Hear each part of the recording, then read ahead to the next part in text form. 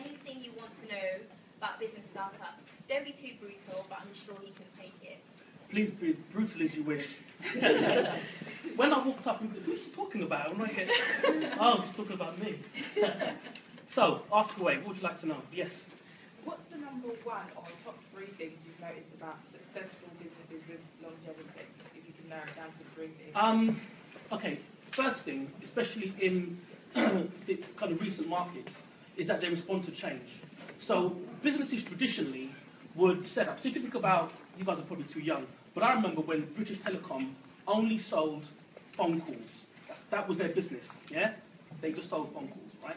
Now they're selling everything. Phone calls, T-shirts, TV, broadband, mobile stuff. Do you know what I mean? They're having to diversify, right? So they're responding to a changing environment which suggests that you can't put all of your eggs in one basket, as you could usually, right?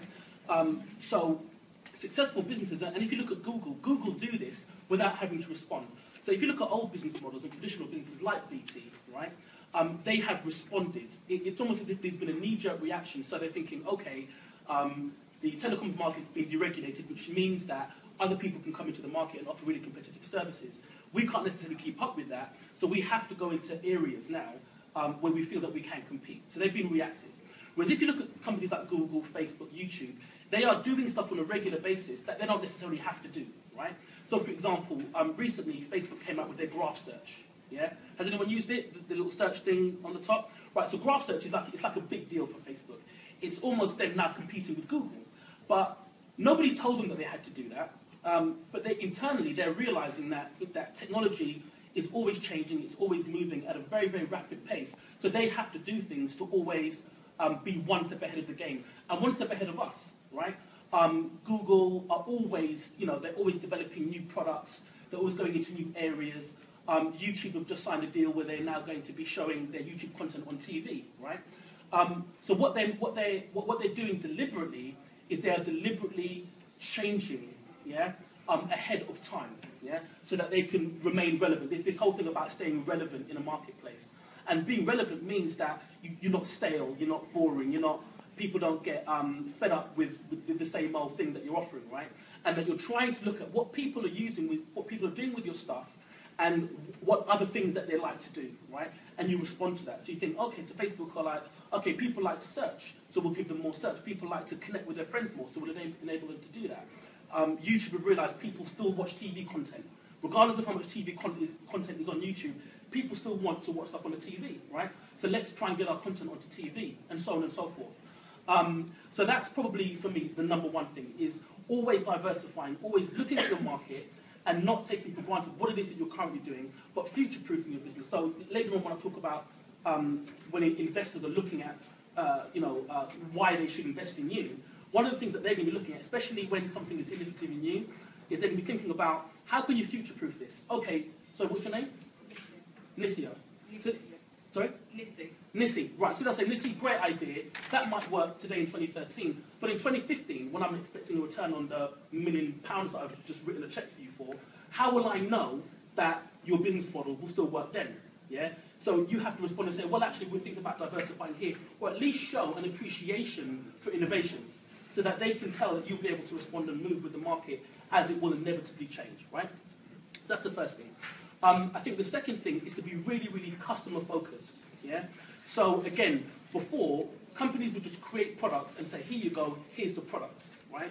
That's not kind of what's happening today. What's happening today is that companies are listening really, really closely to what their customers and clients want, right? So for example, I traditionally run a service-based business, and traditionally service-based businesses will say, okay, this is our service portfolio, this is what we're offering, almost take it or leave it, right, almost. But nowadays, service-based businesses can't do that. We have to listen very carefully to what our customers want and say, okay, well, they, instead of wanting to pay on an annually basis, they might want to pay on a weekly basis or a daily basis, or we need to change the way that we deliver our services, whether we deliver it as a product or whether we deliver it as a service. So there's lots of service-based companies who are developing products, which isn't something that they used to do before, right? They're productizing a lot of their business. So I think listening very carefully to what your customer wants is really, really important. So for example, I mean, if you think about Starbucks, right? We think Starbucks sells coffee. That's not what they do. Starbucks want to be the third place that you go, right? As in, they want it to be an environment that you can go and spend all day and work, or spend all day and meet friends, or spend all day and do meetings, right? So it's almost another place for you to be, right? And the fact that they sell coffee and muffins and all this other stuff is almost an aside. What they're trying to do is create an environment for people. And they've done that because they realised, oh, okay, people use this to do business. People actually use this to work all day. So let's have free Wi-Fi. Let's have comfortable sofas. Let's create an environment that enables people to do that. So they're listening carefully to what people want. It's the same reason why McDonald's put Wi-Fi. Why would McDonald's? What have burgers got to do with Wi-Fi, right? But they realise if they do that, it's got nothing to do with their business model at all. But they realise that people want to be connected, yeah? And the more people are connected, the more, the greater likelihood that they'll stay in your establishment for longer and potentially, go and buy another milkshake or a burger or whatever it might be. But they're listening and they're responding to what their customers need, yeah? What their customers want. So that's very important. And you don't have to be a big business to do this. I'm just giving you, well-known examples, right? But it's really important that whatever it is you're doing, you may think, okay, this is the best offering that I can give to my customers. But when you actually listen to and listen to what they have to say, then sometimes you find that it's just a little bit different, not completely off the mark, but just a little bit different. And it's important that you respond to that. You respond to exactly what your customers want. Because at the end of the day, it's your customers that are going to be the lifeblood of your business. And again, traditionally, businesses would just push stuff out, right? This is what we're offering, and that's it, right? But you kind of can't do that nowadays. If you need to be flexible, you want to grow, you've got to listen to what your customers want. So that's really, really important. And I think the last thing is excellence. I think you've got to be excellent at what you do. Now, I forgot who it was. Has anyone heard of Mashable? Yeah. Mashable, right? Okay. So Mashable is like probably the foremost internet news website on the planet, right? They report everything on social media and all the stuff that's going on in the internet, right? Now, their founder made a statement, and he said, currently, we are competing against ourselves. It's almost as if we disregard what the competition are doing because we're competing with ourselves. Yeah. So we're not thinking, oh my God, our arch nemesis over there is doing this, so we now have to do the same thing. No, they've got to a point of excellence where now the only person that they can compete with is them. Yeah. And that's where each of us as business owners need to get to. You need to get to a point where you are doing what you're doing so well that your competition almost doesn't matter, yeah?